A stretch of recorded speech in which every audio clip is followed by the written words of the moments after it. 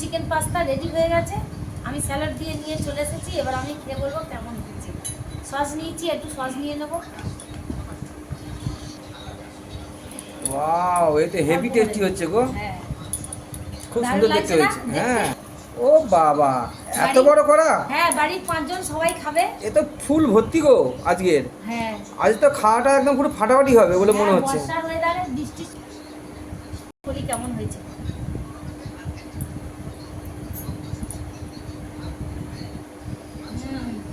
দারুণ হয়েছে, খুব সুন্দর, খুব টেস্টি হয়েছে বন্ধুরা।